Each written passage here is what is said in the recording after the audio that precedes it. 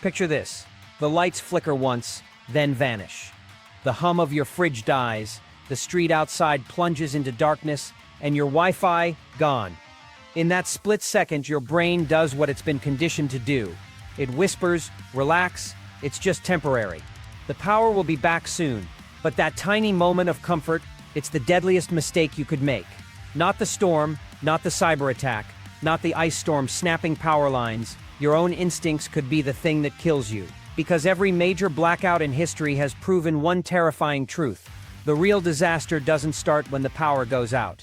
It starts with the decisions you make in the first hour. Ask yourself this: what if the lights don't come back tonight? What if they don't come back tomorrow? Or next week? Could you keep your food from spoiling when your fridge warms past 40 degrees in just 4 hours? Could you ration water when FEMA says you need at least a gallon per person per day, and most families have less than half of that? Could you survive when your phone dies, leaving you cut off from news, directions, or help? Still think you'd be fine? Tell that to the families in Puerto Rico who lived nearly a year without power after Hurricane Maria, or the Texans who froze to death in their own homes during the 2021 winter storm, waiting for heat that never came. The truth is brutal. Most people don't die from starvation, freezing, or violence right away. They die because they make the wrong choices in those critical first hours when they still thought they had time. America's power grid is old, fragile, and one major hit away from collapse. And when it does, you won't just be battling darkness. You'll be fighting hunger, thirst, cold, panic, and the deadly mistakes your neighbors will make all around you. Tonight, I'm exposing the biggest, dumbest moves people make during a blackout. If you make even one of these mistakes, you're not just risking your comfort, you're risking your life. Mistake 10, treating the store like a lifeline. The lights go out, and what's the first thing most people do? They grab their car keys, thinking, no big deal, I'll just run to the store and grab what I need. But that single decision has been the downfall of countless unprepared people in blackout history. Why? Because when the grid fails, the entire system of commerce collapses with it. Gas pumps stop working. Credit and debit card systems freeze. ATMs become useless hunks of metal. By the time you reach the store, it's already too late. Shelves are being stripped bare by panicked crowds who had the exact same idea. Studies show that during sudden outages, supermarket shelves in urban areas can be emptied in as little as 5 hours. After Hurricane Sandy, New Yorkers saw lines wrapping around blocks for basic items like bread and water on the very first day. And that was with partial power still running in some areas. In Puerto Rico, after Hurricane Maria, the situation was even worse. With card systems down and supply chains shattered, families waited weeks for basic necessities. If your first instinct during a blackout is to head to the store, you've already wasted precious time. Time you could have spent filling your bathtub with water, securing your home, or rationing the supplies you already have. And here's the kicker. Leaving your house unsecured in those critical first hours is a gamble you don't want to take. When you return, you might find the power still out, but your home ransacked. The real battlefield in a blackout isn't Walmart, it's your kitchen, your garage, and your neighborhood. If you're not prepared to hunker down, you're setting yourself up for failure. Mistake 9, wasting your phone's lifeline. Your smartphone is the most powerful survival tool you own. Until the battery dies, it's your flashlight, your map, your emergency contact hub, and your connection to the outside world. But when the lights go out, too many people treat it like a toy, scrolling through TikTok or watching Netflix to pass the time. That's not just careless, it's dangerous. A fully charged smartphone battery can last anywhere from 12 to 36 hours, depending on usage. But once it's dead, you're cut off. FEMA reports that during major disasters, 911 call volumes can spike by over 300%, and text messages often remain the only reliable way to communicate. But if you've wasted your charge on boredom scrolling, you're out of luck. No update, no emergency contacts, no way to know if help is even coming. And don't think you'll just charge it later. In a prolonged blackout, charging opportunities vanish quickly. Without power banks, solar chargers, or car adapters, you'll find yourself fighting over the last sliver of battery life like it's a lifeline. Which it is. After the 2017 hurricanes in the Caribbean, thousands of people had working phones but dead batteries, leaving them unable to receive critical aid drop announcements. The solution: Power discipline. Switch your phone to low power mode immediately. Turn off Wi-Fi, Bluetooth, and any unnecessary apps. Use printed maps or radios when possible. Your phone isn't a distraction during a blackout, it's your survival tool. Treat it like one or you'll find yourself in the dark, both literally and figuratively. Mistake 8. Assuming water will always flow. When the power goes out, most people don't panic about water. They hear the faucet running and assume it'll keep flowing forever. But that assumption could be deadly. In a prolonged blackout, water treatment plants and pumping stations go offline unless they have backup generators. That means every drop you take from the tap could be your last clean one for days or even weeks. Here's the harsh reality. The average person needs at least 1 gallon of water per day for drinking and basic hygiene. FEMA recommends storing at least 3 days' worth per person, which means a family of 4 should have 12 gallons ready to go. But surveys show that less than 15% of American households meet that standard. And once the taps run dry, you're at the mercy of bottled water supplies, which disappear from store shelves almost instantly. Even worse, untreated water sources like rivers, ponds, or rain barrels can become death traps.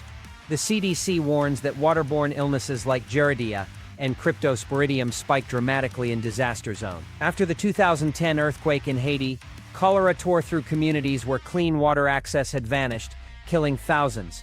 So what's the smart move? The moment the lights go out, start filling every container you own, bathtubs, pots, pitchers, anything that can hold water. Don't wait for the taps to stop running. Water is the first domino in survival. Once it falls, food, medicine, and hygiene follow quickly. If you're not prepared, you'll find yourself in a desperate fight for every drop. Mistake 7. Lighting up like a beacon in the dark. When the power goes out, darkness becomes your greatest ally and your most dangerous enemy. Most homes in your neighborhood will be pitch black, silent, and uneasy. But what do some people do the moment they get their generator running or light a lantern? They turn their home into a glowing, noisy beacon, broadcasting to the world, "Hey, I've got supplies." Here's the harsh truth. In a blackout, light and sound travel farther than you think. The hum of a generator can carry for blocks, and the glow from a single window can pierce through the night like a signal flare. And who notices? Desperate people. People who didn't prepare. People who are cold, hungry, and willing to do whatever it takes to survive. History proves this. During the 1977 New York blackout, looting and home invasions skyrocketed within hours. Researchers call this resource signaling, unintentionally advertising that you have what others need. It's human nature to follow the light when you're in the dark, and in a blackout, that instinct can turn your home into a target. The smart move: discretion. Use blackout curtains to block any light from escaping your windows. Opt for small, directed lighting like headlamps or lanterns, with covers instead of blasting LEDs. Run your generator sparingly and position it where the noise is less likely to carry. The goal is to blend in, to look just as dark and quiet as everyone else. Survival isn't about showing off your strength, it's about staying invisible. The moment you stand out, you've painted a target on your back. In a world without power, the last thing you want is to become the brightest house on the block. Mistake 6. Believing the grid will save you. The most dangerous assumption you can make during a blackout is that the power will come back before your supplies run out. People tell themselves, "This won't last long. The power company will fix it by morning." But that's not hope. It's denial. The electrical grid is a fragile, aging monster. Over 70% of transmission lines and transformers are past their intended lifespan, some dating back to the 1950s. The Department of Energy has warned for years that the grid is one major disaster away from collapse. And when it fails, it doesn't just flicker back on, it cascades. One failure stresses another, and another until entire regions go dark. Look at the facts. After Hurricane Maria, parts of Puerto Rico waited nearly a year, 328 days for power to be restored. During the 2021 Texas freeze, millions were left in the dark for days, and over 240 people died, many because they assumed the lights would come back on in a few hours. And it's not just natural disasters. Cybersecurity experts have warned that a coordinated attack could cripple sections of the grid for weeks. The truth is, the cavalry might not come. Supplies aren't a luxury, they're your lifeline. If you don't have at least 2 weeks worth of food, water, medicine, and backup power, you're gambling with your survival. Hope doesn't keep the lights on. Preparation does. Stock up, plan ahead, and assume the worst. Because when the grid goes down, the only thing you can rely on is what you've already prepared. Mistake 5, treating your food like a buffet. When the power dies, people make one of the dumbest survival mistakes imaginable. They treat it like a holiday. They raid the fridge, fire up the grill, and start cooking everything in sight. Steaks, ice cream, frozen pizzas. It's a feast because, hey, it's all going to spoil anyway, right? Wrong. In a prolonged blackout, food isn't just comfort, it's survival. Wasting your most nutrient-dense, high-protein supplies in the first 48 hours is like burning cash in a crisis. Let's break it down. The average adult needs about 2,000 calories a day to maintain basic health. But in a high-stress environment, dealing with cold, heat, or physical labor, that number can jump to 2,500 or even 3,000 calories. Add in kids, elderly family members, or anyone with special dietary needs, and your food stash drains faster than you think. Here's the scary part. FEMA surveys show that most U.S. households have less than 3 days' worth of food on hand, and most of it is perishable. Once it's gone, you're at the mercy of empty store shelves and stalled supply chains. That fun cookout on day 1, it's a death sentence on day 10 when all you have left is dry cereal and a can of beans.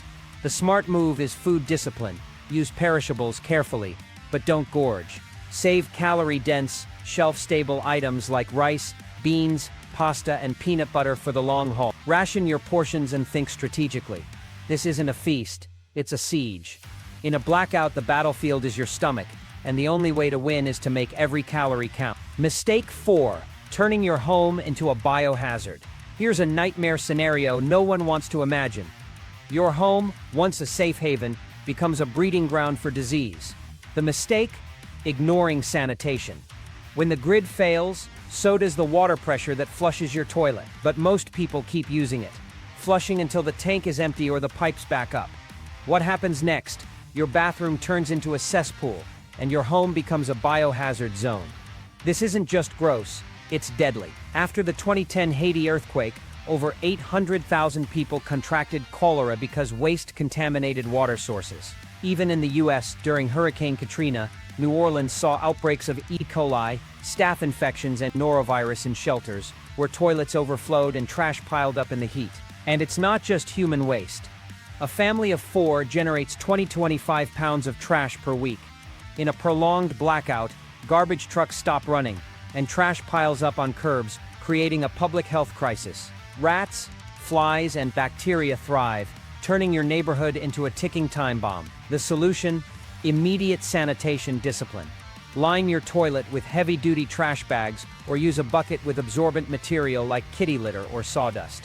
Seal waste tightly and store it far from living areas. Keep bleach or calcium hypochlorite on hand to disinfect surfaces and prevent bacteria from spreading. In a blackout, hunger and cold aren't your only enemies. The invisible threat of disease can take you down faster than you think. Don't let your home become a biohazard. Mistake 3, treating communication like an afterthought.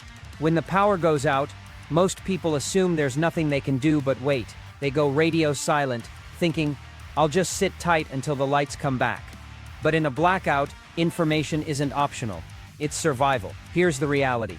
Without power, communication networks crumble fast. Cell towers may run on backup batteries for a few hours, but after that, they go dark unless powered by generators. Emergency broadcasts become fragmented, and official updates slow to a crawl. During the 2003 Northeast blackout, millions of people were left in the dark, literally and figuratively, because communication systems collapsed within hours. After Hurricane Maria, entire towns in Puerto Rico were cut off from news for weeks, relying only on rumors. And rumors, they kill. False information leads to bad decisions, drinking unsafe water, missing evacuation orders, or walking into danger zones. The dumbest move you can make is failing to have a communication backup plan. The fix? Build a redundancy system now. Invest in a hand crank or solar-powered radio to receive emergency broadcasts. Coordinate with neighbors using walkie-talkies or ham radios. Pre-arrange check-in times with family and friends and keep a list of local AM frequencies that carry emergency updates. In a blackout, knowledge is power. Those who stay informed make better decisions. Those who don't, they're the first to fall. Mistake 2. Burning through fuel like it's unlimited. When the grid goes down, fuel becomes your lifeline. But too many people treat it like an endless resource, burning through it for comfort instead of survival. They'll run their car all night for air conditioning, fire up the grill to heat a single meal, or keep the generator humming just to power a TV. It feels like survival, but it's actually sabotage. Here's the hard truth. Fuel is finite, and in a prolonged blackout, it becomes nearly impossible to replace. Gas stations can't pump without power. Even if they have generators, deliveries stop when refineries and trucking grind to a halt. After Hurricane Sandy, gas lines stretched for 6 hours in New York, and fistfights broke out at stations that still had supply. During the 2021 Texas freeze, propane ran out statewide in less than 3 days. Let's talk numbers. A standard 20-pound propane tank powers a grill for about 18 to 20 hours. A 5-gallon gas can for a generator. That'll give you maybe 6-10 hours of power. Once it's gone, it's gone. And every gallon wasted on comfort is a gallon you won't have for cooking, heating, or mobility when you need it most. The smart move: treat fuel like gold. Rotate your supply regularly to keep it fresh. Use it sparingly and strategically, only for essential tasks like refrigeration, cooking, or charging critical devices. Comfort is temporary. Scarcity isn't. Mistake 1. Believing the grid will save you. The most dangerous mistake people make during a blackout is assuming the power will come back before they have to adapt. They tell themselves, it's just a storm. The crews are already working on it. The lights will be back by morning. That's not optimism, it's denial. The U.S. electrical grid is a fragile, aging system. Over 70% of its infrastructure is past its intended lifespan, and it's one disaster away from collapse. When the grid fails, it doesn't just flicker back on, it cascades. One failure stresses another until entire regions go dark. Look at the facts. After Hurricane Maria, nearly half of Puerto Rico lived without power for 11 months. During the 1977 New York City blackout, the lights were out for just 25 hours, but in that single day, looting, arson, and violence consumed entire neighborhoods. In Texas 2021, people froze to death in their homes after betting the heaters would click back on by morning. Believing the grid will save you robs you of urgency. It makes you waste your first critical hours. You eat tomorrow's food today. You burn through batteries, candles, and fuel like they'll magically be replaced. You wait instead of preparing. The only safe assumption is that the power isn't coming back. If it does, great, you've over-prepared. But if it doesn't, you've already adapted. Survival doesn't belong to the hopeful, but belongs to the prepared. When the lights go out, survival isn't about luck, it's about preparation and mindset. The biggest mistake you can make during a blackout is underestimating the situation. Whether it's wasting precious resources, ignoring sanitation, or assuming the grid will save you, every misstep chips away at your chances of making it through. Blackouts don't just test your supplies, they test your decisions. The first hours are critical, and the choices you make in that window can mean the difference between riding it out or becoming another cautionary tale. The truth is, the grid is fragile, and the world without it is unforgiving. But here's the good news: survival is in your hands. By avoiding these deadly mistakes, by staying informed, rationing wisely, and preparing for the worst, you can turn a blackout from a crisis into a challenge you're ready to face. The power may go out, but your ability to adapt, plan, and protect your family doesn't have to. Don't wait for the next outage to catch you off guard. Start preparing today, because when the grid fails, the only thing you can rely on is yourself.